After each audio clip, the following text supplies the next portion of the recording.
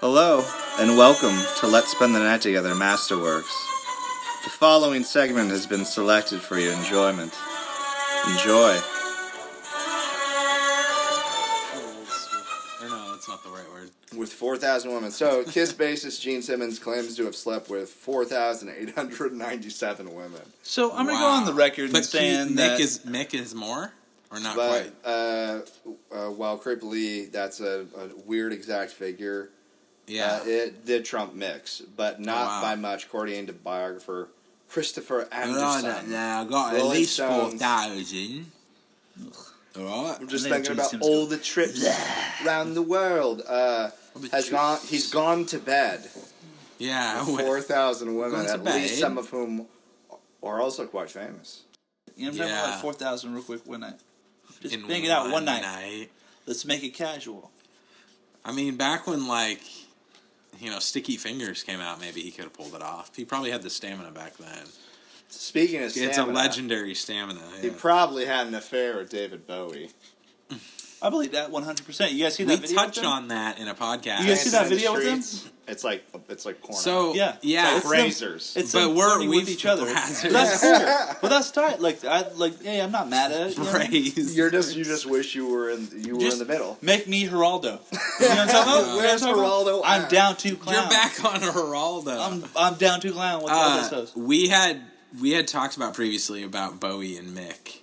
Yeah, being on. They got together. They just banged it out. Yeah, and having that weird thing with Angie Bowie, who is allegedly the wife. Or I was calling her Lady Stardust. I don't know that. I don't know that she had anything to do with like lyrical inspiration for that, but she was the titular Angie of the Rolling Stones song. Yeah, that's right. That there was like a love triangle, and we talked about that, and we teased that one day we will do the full story. The Mick Jagger, David Bowie song, the Dancing in the Street. Oh, yeah, we're going to do a rundown music video, of it. a full podcast on that. Do you guys think that Mick Jagger was jealous at all of Iggy Pop throughout that whole... Because Iggy Pop got to fuck David Bowie, too? Yeah.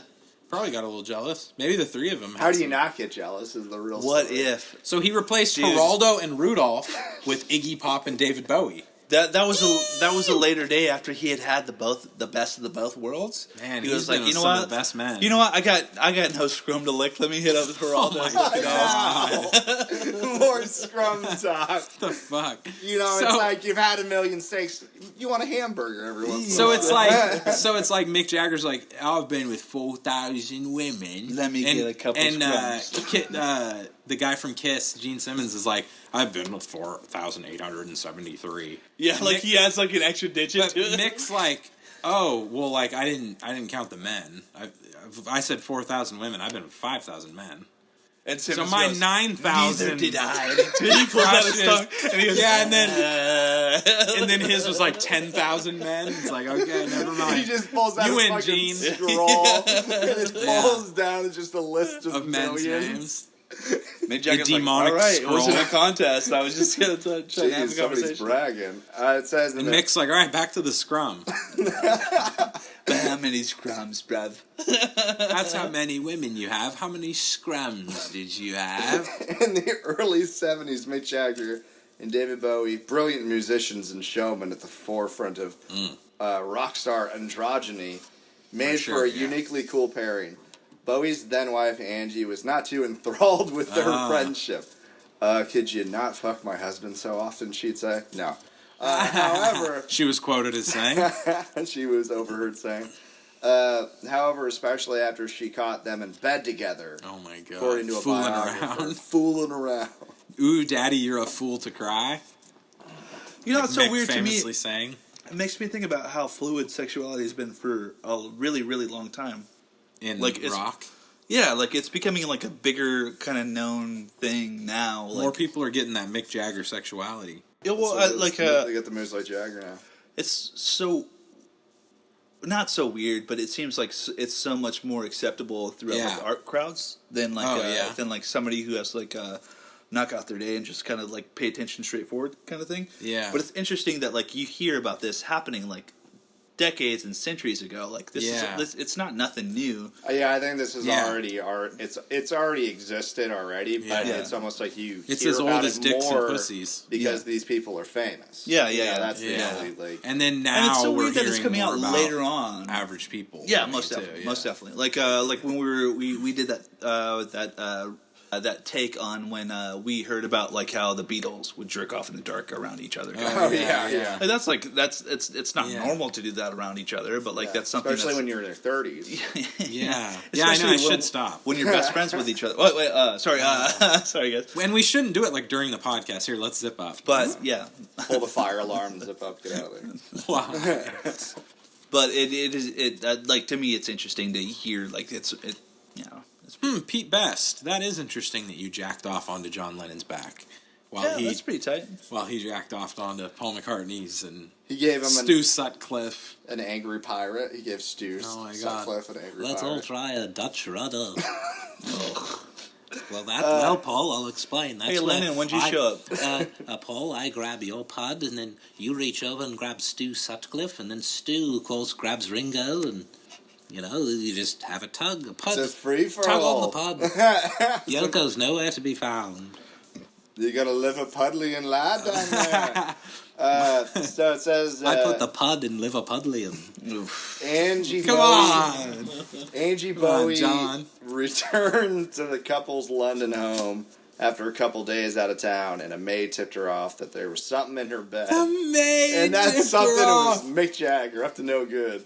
Mrs. Bowie, there's something going on. There's a man Bowie, there's a man with Master Stardust.